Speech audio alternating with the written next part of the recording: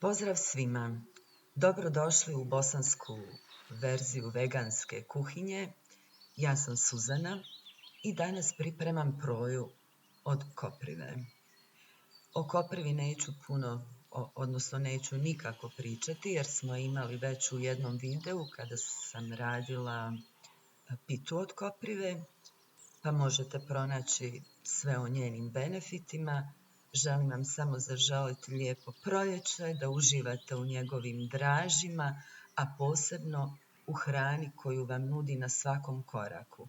Izađite u prirodu, uživajte u lijepom vremenu, šetnjama i ukusnoj hrani. U slast!